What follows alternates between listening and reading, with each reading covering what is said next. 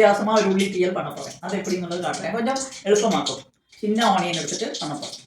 அதுக்கு நிறைய தேங்காய் வேணும். கொஞ்சம் ஆனியன், மல்லி, மிளகாப்பொடி, மஞ்சப்பொடி. தேங்காய் கொஞ்சம் நிறையவே வேணும்.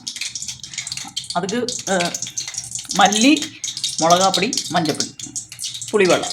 புளிவെള്ളം ഒരു ചിന്ന നെല്ലിക്ക വലിപ്പത്തിൽ എടുത്തിട്ട് പുളിഞ്ചി വെച്ചിട്ടുണ്ടേൻ. അതൊക്കെ കൊഞ്ചം സെറ്റാകത്ത് കൊഞ്ചം വെല്ലവും പോടും. പിന്നെ കടുക്, மிளகா வத்தல் பொரிச்சு போட்டுருக்கோன்னா கொஞ்சம் உள்ளியும் வறுத்து போடும். பண்ணறது காட்டித்தரேன். இந்த சைடு அந்த தேங்காய் வறுப்பேனே அதில் கொஞ்சம் உள்ளியும் சேர்த்து வறுப்பேன். உள்ளியும் கொஞ்சம் கருகாப்பொலியும் தேங்காயுமா ചുവക്ക വറുക്കണം.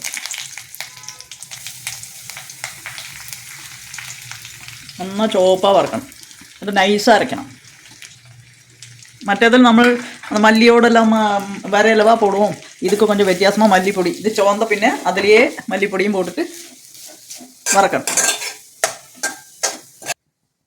இந்த அப்புறம் ஜீஞ்சட்டியில் வெளிச்செண்ணெய் ரெண்டு ஸ்பூன் விட்டுருக்கேன். அதில் சின்ன வெங்காயம்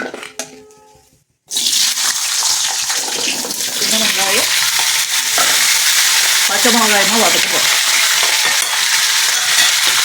அந்த மாவை வதக்கிட்டு அதில் புளிவெള്ളം எல்லாம் விட்டுட்டு அனுப்பிச்சிட்டோம். நல்லா வதஞ்சிட்டு வரும். தேங்காய் நல்லா ചുവപ്പാக വറുത്തിട്ട് മല്ലിയും மிளகாப்பொடியும் மஞ்சப்பொடியுமா அதை அணைச்சிட்டு போட்டு அந்த பச்சை மணம் போகிற வரை இളக்கிட்டு நல்லா இருக்கணும். இந்த சைடு ஆனியன் நல்லா வதங்கிட்டு എന്നിട്ട് കാണിച്ചു തരാം. சின்ன ஆனியனை பாத்திரத்துக்கு மாட்டி வச்சு அது நல்லா வதக்கியாச்சு. கொஞ்சம் உப்பு போட்டு வதக்கியிருக்கேன். அதுக்கு புளிவெള്ളം விடுறேன் வச்சுருக்கேன். புளி விட்டு அதுக்கு வேണ്ട உப்பும் போடுறேன்.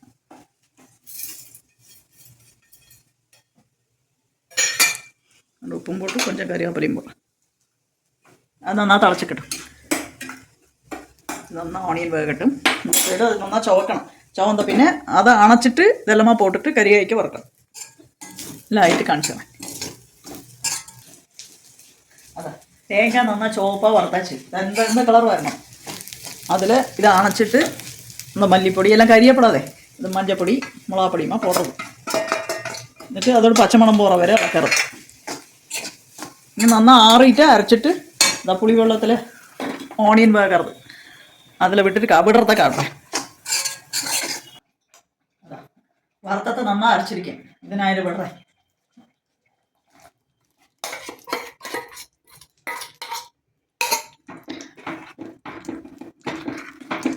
அதுக்கு வேண்ட வெல்லம் கொஞ்சம் போடுறேன். அப்போ தான் கொஞ்சம் டேஸ்ட்டு கூடும். அதுக்கு வேண்ட வெல்லம் போடுறேன். இந்த சைடு கடுகும் மிளகா வத்தலும் பொரிச்சு போட்டு வச்சுருக்கேன். அதுவும் கூட கொஞ்சம் ஆனியனும் ரெட்டாக ஃப்ரை பண்ணிவிட்டு எல்லாமே அதில் திளச்சோன்னா போடலாம்.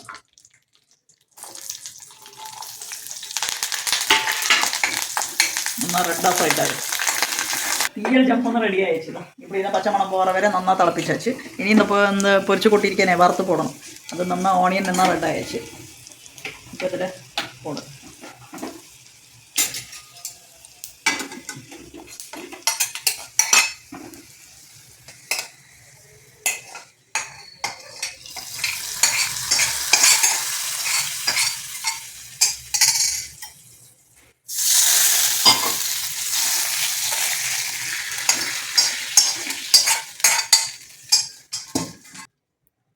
கறிவேப்பிலை போட்டு தாழ்த்திட்டு எல்லாரும் ட்ரை பண்ணுங்க. ரொம்ப நல்லா இருக்கும். இதே ஒரு டிஃப்ரெண்ட் டைப்பான தீயலாக்கம். எல்லாரும் ட்ரை பண்ணுங்க. என்னன்னா மற்றது கொத்தமல்லி வரை வறுத்துட்டு மிளகா வத்தெல்லாம் போட்டுட்டு பண்ணுவோமா, இது எல்லாமே பொடி போட்டுட்டு பண்ணி இது ஒரு டிஃப்ரெண்டாக இருக்கும்.